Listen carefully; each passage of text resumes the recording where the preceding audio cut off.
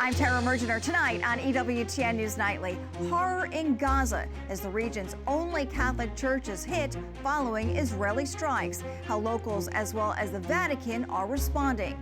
Amid the turmoil in the Middle East, one Catholic group is starting a novena for peace in Gaza. We have details. President Trump's spending cuts bill survives the Senate and makes its way back to the House. What the road ahead looks like. And Pope Benedict XVI said holiness never goes out of fashion. Learn more about the meeting and symbolism behind papal vestments. These stories and more tonight. From EWTN, the Global Catholic Network, this is EWTN News Nightly. And thank you for being with us on the Feast of the Martyrs of Compiègne. We begin tonight's newscast with tragic news out of the Middle East. The only Catholic church in Gaza is heavily damaged by a shell from an Israeli tank. Sadly, it killed at least 3 people and injured multiple others. The Holy Family Church is located in Gaza City in the northern part of the territory. The church's roof was hit just after 10 o'clock this morning local time. Hundreds of Palestinians were sheltering there at that time. Multiple people were injured, including the priest, Father Gabriel Romanelli, whose injuries were said to be mild. Others were not as fortunate. We were struck in the church while it was full of elderly, innocent people and children. Several were injured, some of them seriously, including my mother, who was hit in the head by shrapnel. We have always loved peace and called for it. This is a brutal and unjustified act by the Israeli occupation.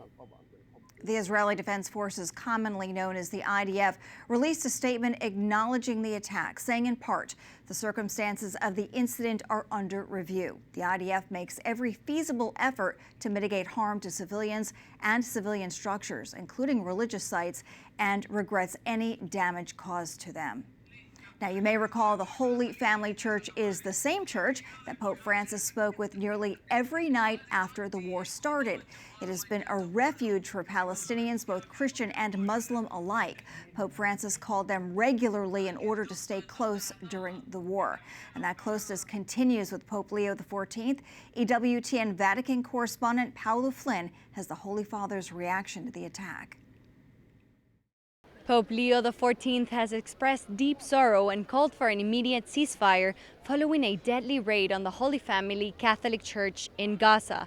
In a telegram signed by Cardinal Pietro Parolin, the Vatican Secretary of State, on his behalf, Pope Leo shared his profound sorrow for the loss of life and injuries caused by the attack. He especially conveyed his spiritual closeness to the parish priest, Father Gabriel Romanelli, who was injured during the attack, and the entire parish community. The Pope commended the souls of the deceased to the, quote, loving mercy of Almighty God, and offered his prayers for the consolation of those who grieve and for the recovery of the injured. The Holy Father also renewed his call for an immediate ceasefire and expressed his profound hope for dialogue, reconciliation, and enduring peace in the region. Caritas Jerusalem confirmed the deaths and reported significant damage to parts of the compound. The organization noted the growing fear among the Christian community, already under siege and facing severe shortages of food, medicine, and water. One of the few remaining Christian sanctuaries in Gaza, it was reportedly housing dozens of civilians seeking refuge when it was struck during military operations. In Rome, Paola Flynn, EWTN News Nightly. In Jerusalem, the Latin Patriarchate, led by Cardinal Pier Battista Pizzaballa, also responded to the attack, calling for an end to the, quote, barbaric war. We'd like to bring on Fareed Jubran, Public Affairs Advisor and spokesperson for the Latin Patriarchate for Jerusalem. Fareed, thank you for joining us. Can you tell us how Cardinal Pizzaballa is responding to the strike on the church in Gaza? Thank you for having me. Yes, Cardinal, we were all, shocked to hear the news from Gaza this morning. As shocking as this war can be and is, it's always very hard to get news about people who were seeking, a sanctuary in a holy place, in a religious compound, that eventually find their deaths. Yeah, absolutely. So we immediately made contact with Gaza, with the people, to make sure that the parish priest who was injured in the morning is okay, and to see for the arrangements of the funerals and all the other stuff. What kind of support will the Patriarchate provide for the Holy Family Church moving forward at this point?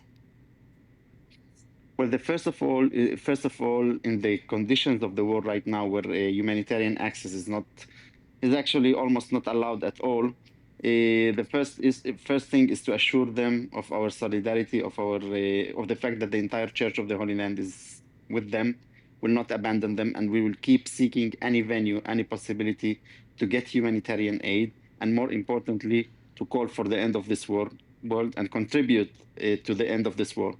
These are people, who are alone, who are frightened, who still keep the hope of a better future, and we need to be there for them. So difficult. What is the relationship like between the Patriarchate and the Israeli government, and will this attack change things?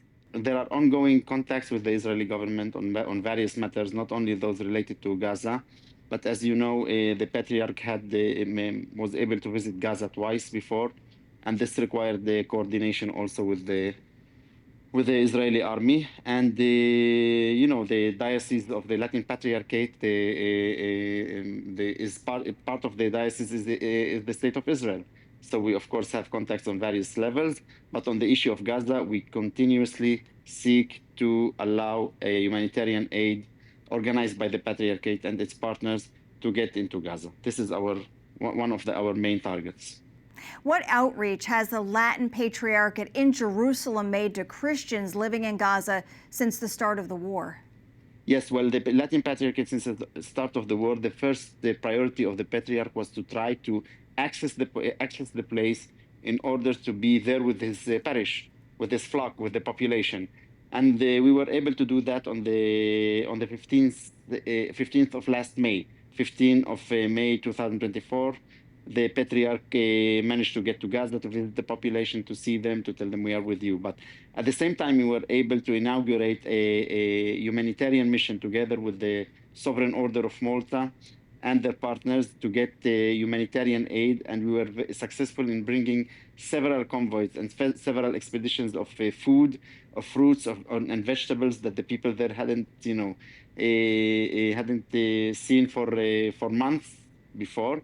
So we were able to deliver much of the aid of our aid that we planned and collected with our partners to Gaza, until it unfortunately stopped in the last few months.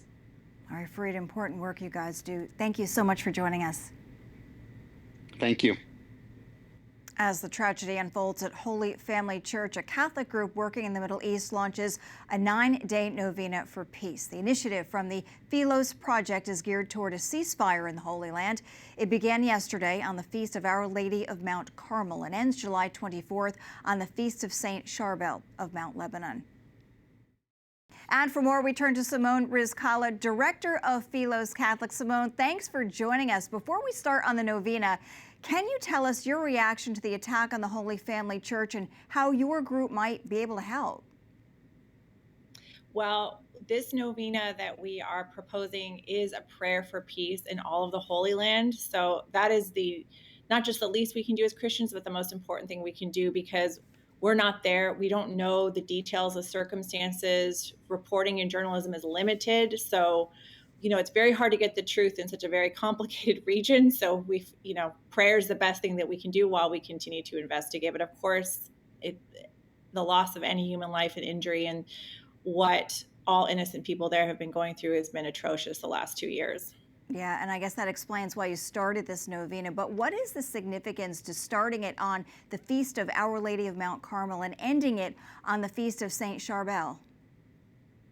We thought last year, when Lebanon was going to take what we thought a huge hit with Israel's war with Iran because of their proxy Hezbollah, but the IDF was able to neutralize Hezbollah largely, and Lebanon, against all odds and prophetic impulses, has been spared and is now in peace talks and normalization with Israel, which is nothing short of miraculous. We'd like to think that perhaps our novena prayers last year helped with that. We can hope that God had mercy in that way, because nobody who is a geopolitical expert in that region could have predicted the conversations that are happening now with Lebanon and with Israel. And for those who are familiar with Lebanon, it has a very good Christian history and heritage. And again, last year when we were thinking about these things and what we could do to mobilize as a church on a spiritual level, we noticed that there's a perfect 9 days between the feast of Our Lady of Mount Carmel, which is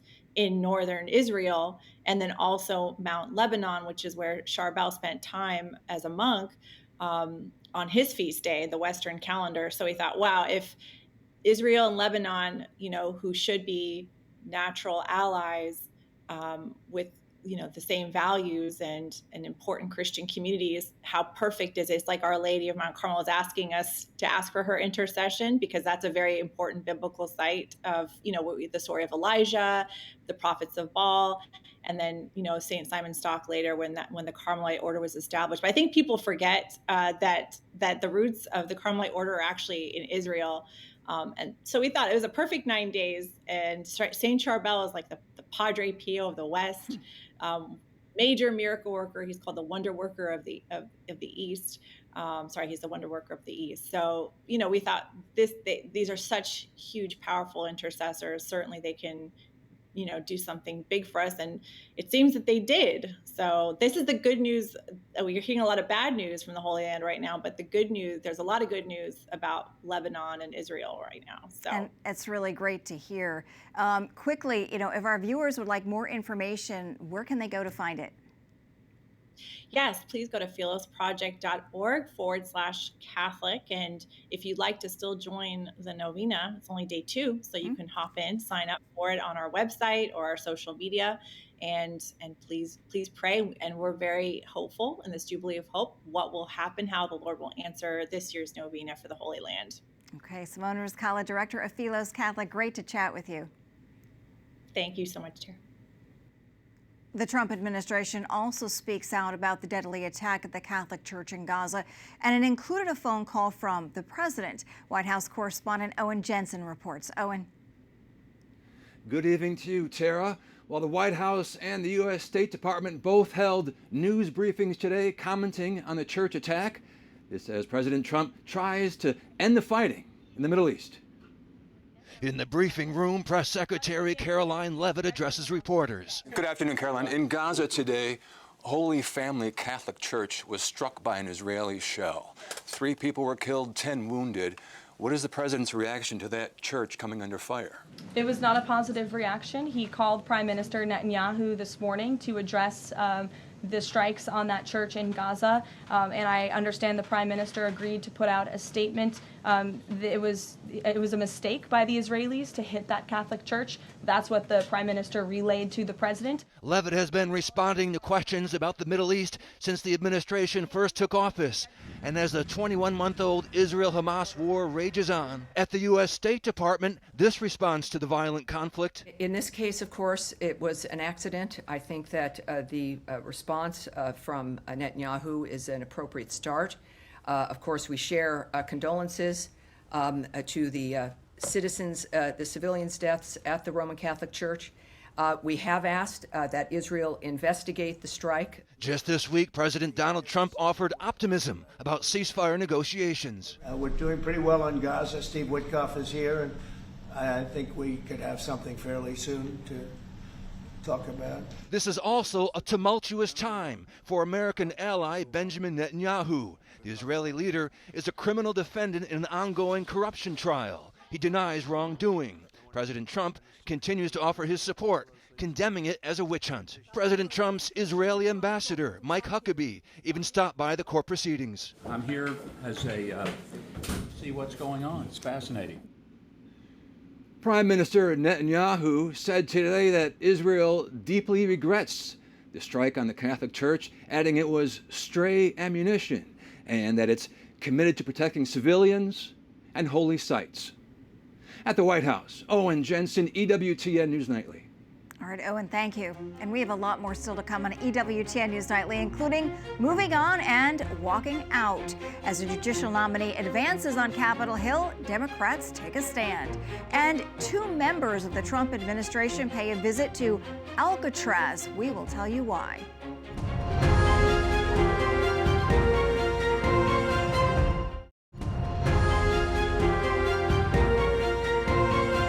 White House House-backed spending cuts bill is slicing some $9 billion in funding for public broadcasting and foreign aid. It passed the Senate in the wee hours of the morning. The bill still faces a major hurdle, making it past the Republican-controlled House. Capitol Hill correspondent Eric Rosales reports. Eric. Good evening. It was a long night in the Senate during a vote-a-rama session as Republicans beat back a number of amendments from Democrats trying to restore funding to public broadcasting and even foreign aid. In the end, senators approved the DOGE cuts, taking back money that was already allocated by Congress. Republicans say reining in federal funding is why Americans voted them in charge. It's not so much about the $9 billion as the fact that it's a cut, that it's the first time in 35 years that the Congress of the United States has done this. And we need to get in the groove of saving money rather than just spending money. They are hiding behind this rescission package. It is nothing about saving money for people. It is about Republicans continuing to take away services from Americans, services that are needed by everyone across the country. Prior to the vote, Senator Tim Kaine, a Democrat from Virginia, spoke about the funding being wiped out for Catholic organizations and other religious groups who help resettle refugees in America. Catholic Charities has laid off all kinds of staff. The families at my church, they come up to me after Mass on Sunday and they're so frightened about what might happen because many of them have families still in refugee camps. As for the cuts to public broadcasting, the CEO of NPR said in a statement, quote, nearly 3 in 4 Americans say they rely on their public radio stations for alerts and news for their public safety. Prior to the Senate passing the bill, funds were restored to a program to fight AIDS in foreign countries known as PEPFAR. However, the Trump administration has accused the program of using some of their funds for abortions throughout the world. The bill now moves to the House, which approved an earlier version last month. They're doing this in large measure because of the failures of Elon Musk and DOGE. He promised he was going to save $2 trillion from waste, fraud, and abuse. He never presented a single case of actionable fraud, and now instead of $2 trillion, they're focused on $9 billion. A vote in the U.S. House on the bill is expected later tonight, but it must be passed by Friday or else the money must be spent. At the Capitol, Eric Rosales, EWTN News Nightly. The GOP-led Senate Judiciary Committee advanced President Trump's nomination of his former personal lawyer, Emil Bowe, for a federal judgeship. Democratic lawmakers were outraged, saying they were not able to question the nominee. With all appeals to your integrity, with all appeals to past jurisdiction and past precedent, why are you doing this? This is outrageous. This is a kangaroo court. That's what we have here. Senator Cory Booker railed against Republican Committee Chairman Chuck Grassley. Then every Democratic senator walked out of the hearing. All 12 committee Republicans voted to move Bowe's nomination to the Senate floor. If the full Senate confirms Bowe, he will hold a lifetime appointment to the bench for the 3rd U.S. Circuit Court of Appeals. Bowe, a senior Justice Department official, has come under fire from Democrats for his mass firings within the department. The Trump administration is strongly hinting at plans to reopen Alcatraz prison. After visiting the island interior, Secretary Doug Burgum posted on X that he spent the day on Alcatraz Island to start work to renovate and reopen the site for the most dangerous criminals in the country. This after President Trump called for the prison's reopening back in May. The U.S. Small Business Administration is opening a center of faith, this while eliminating a regulation that banned faith-based groups from receiving disaster loans. The new center will, quote, focus on building partnerships with faith-driven organizations to increase awareness and access to capital, business counseling, contracting opportunities, and disaster recovery. In a post on X, SBA Administrator Kelly Loeffler said in part, quote, we're rooting out religious discrimination and embracing religious freedom. Well, up next on EWTN News Nightly, a true man of the cloth. Pope Leo doesn't only communicate through words, but also by what he wears. We break down the significance of the papal vestments. Plus, hope for reunification. What happened today at a meeting between the Pope and Eastern Christians?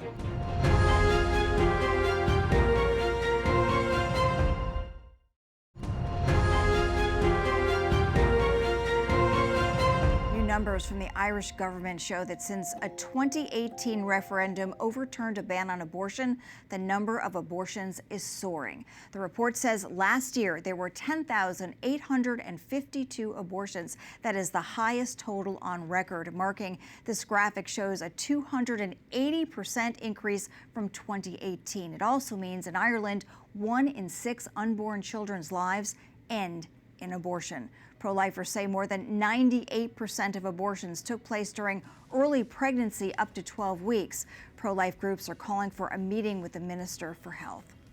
Pope Leo XIV met a group of Orthodox faithful and Byzantine Catholics at his summer residence.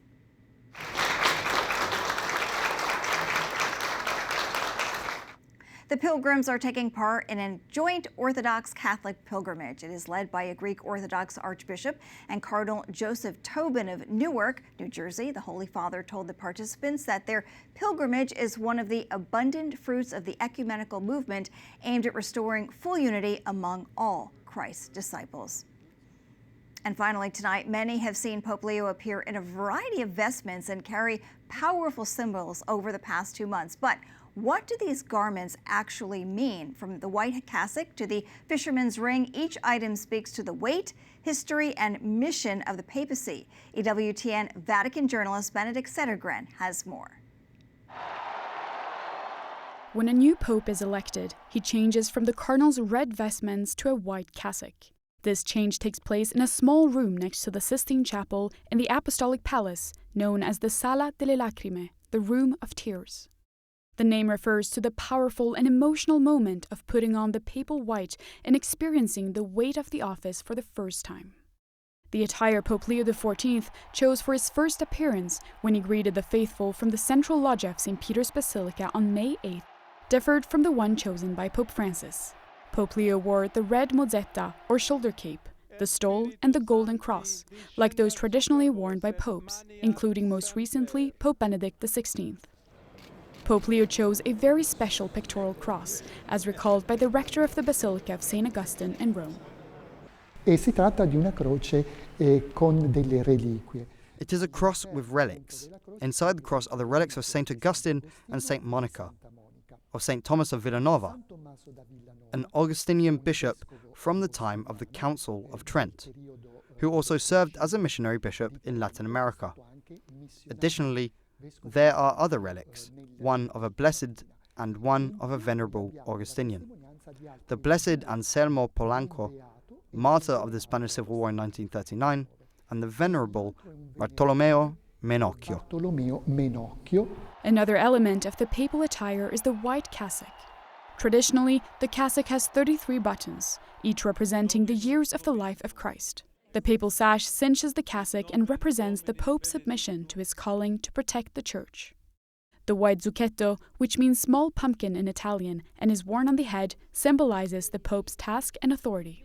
Another important papal symbol is the pallium, a white wool band worn around the neck, adorned with 6 black silk crosses and is fastened with 3 metal nails in remembrance of the Passion of Christ. It is also a symbol of the Pope's authority as universal pastor. The papal ferula is a pastoral staff carried during liturgical celebrations, typically with a crucifix just above the staff. Pope Leo XIV carried the ferula of Pope Benedict XVI on May 9 during his first Mass as pontiff. He also used the pastoral staff made most famous by Pope St. John Paul II, as during his inaugural Mass. The Pope's shoes also attract attention. Traditionally, popes wore red shoes to symbolize their readiness for martyrdom. When Pope Francis was elected, he chose not to wear them, preferring simplicity. Pope Leo XIV also chose not to wear the red shoes. Among other items, the fisherman's ring holds profound symbolic value. On the outside, it depicts St. Peter with the keys and the net, symbols of his apostolic mission. Inside, it is engraved with the name of the reigning pope, now Pope Leo XIV. This is the ring that is defaced upon the death of a pontiff, as it has been used traditionally by the Pope to seal official documents. Together, these garments and symbols form more than just an attire. They represent the immense spiritual responsibility, history, and continuity of the Petrine ministry that Pope Leo XIV now carries forward. In Rome, Benedict Settergren, EWTN News Nightly. And so much special meaning. Well, we thank you for watching tonight. Remember, you can follow us on social media, Facebook, X, and Instagram at EWTN News Nightly. I'm Tara Mergener. Good night, and God bless you.